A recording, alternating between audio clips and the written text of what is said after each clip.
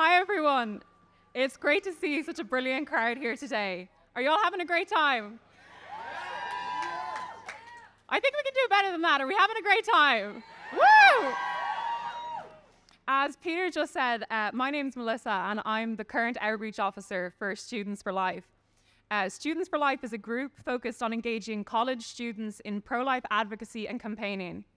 This last year has been incredibly rewarding, and that's largely due to a lot of the people up here, these incredible students and young people who I've had the opportunity to speak to and work with.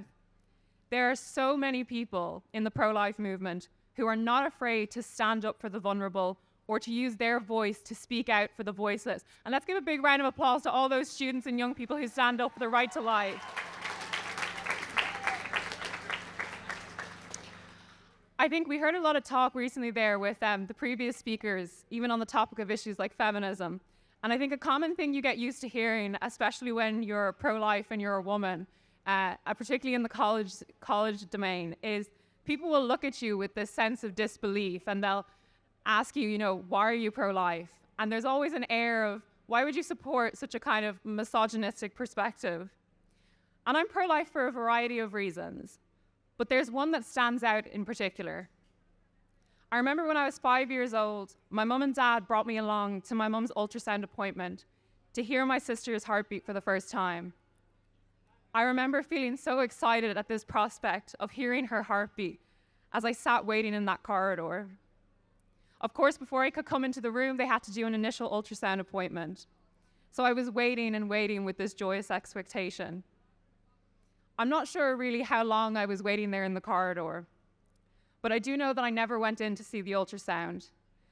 And I remember that when my mom came out of the room, she was crying. I was a child. I was 5 years old, and yet I understood when I saw my mother's tear-stained face that my baby sister had passed away. I remember hugging my mother and comforting her because this was a loss, because this baby was a part of our family.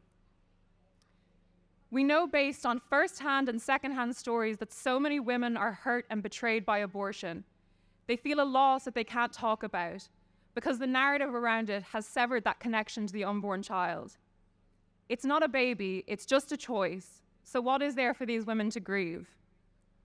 It is because of the pain and the hurt that I know the abortion industry brings that I was in genuine disbelief at the recent RTÉ Investigates documentary on abortion.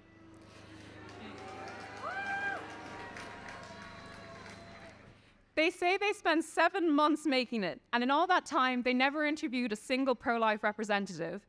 There's no mention of baby Christopher, who had his life tragically ended after being misdiagnosed with a life-limiting condition. There's no mention of the woman in Limerick Hospital who almost died as the result of an ectopic pregnancy. And there was zero follow-up with the thousands of women who did not attend their second abortion appointment. 2 years ago, Students for Life carried out research, which was made public at the time, showing counsellors from the state-funded My Options hotline repeatedly advising women to book their first abortion appointment, even in situations where the woman made it very clear that they were conflicted about whether they wanted an abortion or not. This highlighted a massive betrayal of women and their unborn babies.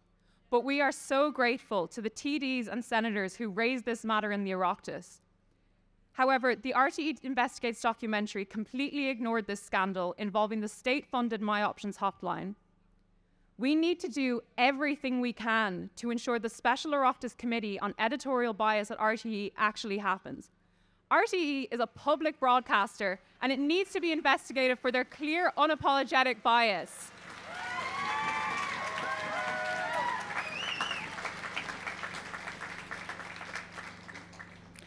Even in the face of hostility, there is so much hope and joy in the future of the pro-life movement.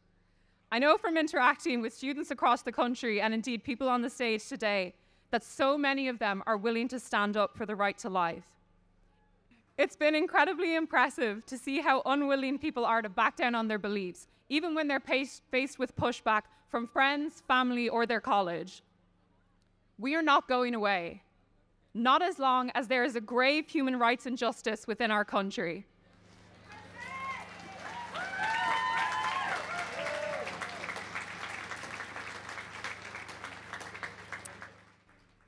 In the words of Maya Angelou, equal rights, fair play, justice are all like the air, because either we all have it or none of us do. We are going to keep fighting for the right to life, and we need you to fight for it too. Thank you all so much.